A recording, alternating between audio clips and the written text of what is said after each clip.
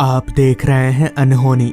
अनहोनी में आज की कहानी हमारे साथ शेयर की है रफीक जी ने। तो चलिए बढ़ते हैं आज की इस कहानी की ओर। घटना आज से काफी साल पहले की है।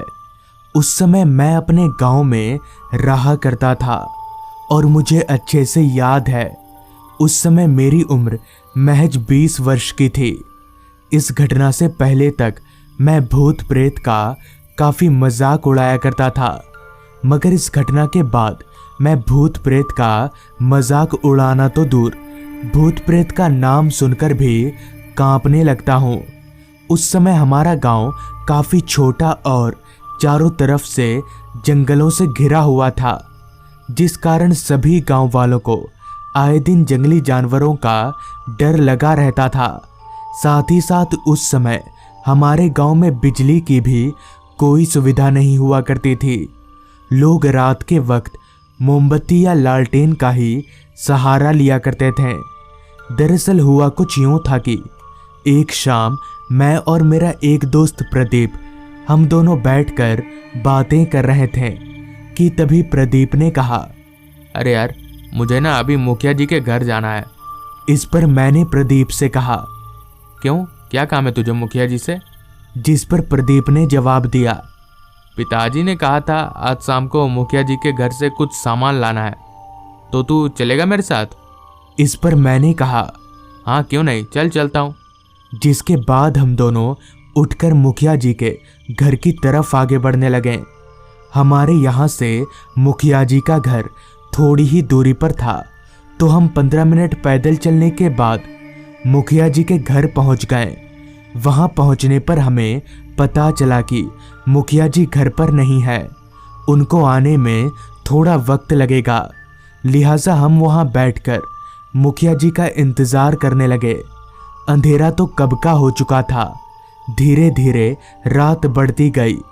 फिर जब मैंने घड़ी में वक्त देखा तो वक्त हो रहा था रात के 8 बजे का, मगर अब तक मुखिया जी नहीं लौटे थे। इस पर मैंने प्रदीप से कहा, लगता है मुखिया जी को आने में अभी देरी होगी, तो हम लोग घर चलते हैं, कल आएंगे। इस पर प्रदीप ने कहा, जब इतना इंतजार कर ही लिया है तो थोड़ा और रुकते हैं। जिसके बाद करीब 1 घंटा इंतजार करने के बाद ठीक रात के 9 बजे मुखिया जी आए और प्रदीप को एक थैला देते हुए कहा, लो, इसे अपने पिताजी को दे देना। जिसके बाद हम थैला लेकर घर की तरफ आगे बढ़ने लगे। रात काफी हो गई थी, जिस कारण पूरा रास्ता वीरान सा हो गया था। पूरे रास्ते पर अंधेरा इतना छाया हुआ था कि मानो ये रास्ता इस दुनिया में ही ना हो। ऊपर से इतना सुनसान था वो रास्ता कि हमारे पैदल चलने की आवाज भी हमें साफ तौर पर सुनाई पड़ रही थी। साथ ही साथ बीच बीच में आ रही झिंगुरों की आवाजें काफी रात होने का एहसास भी दिला रही थी। अभी हम आगे बढ़ ही रहे थे कि तभी हमें रास्ते के बीचों बीच एक आदमी खड़ा हुआ दिखा। उस आदमी को देखकर हम हैरान हुए कि भला ये आदमी कर क्या रहा है। चलकर हम जैसे ही उस आदमी के करीब पहुंचे तो उस आदमी का चेहरा देखकर हमारा पूरा शरीर कांपने लगा और हमारे हाथ पैर फूलने लगे, क्योंकि उस आदमी का चेहरा मौत से भी ज्यादा डरावना था। ये देखकर हम समझ गए कि वह भूत है। अभी हम वहां से भागने ही वाले थे कि तभी उस भूत ने मुझे पकड़ लिया और घसीटता हुआ जंगलों के अंदर ले जाने लगा। कि तभी वहां प्रदीप के पिताजी आ गए, जिनके आते ही वो भूत हवा में धुआं हो गया। तो इस तरह से उस रात मेरी जान बच गई।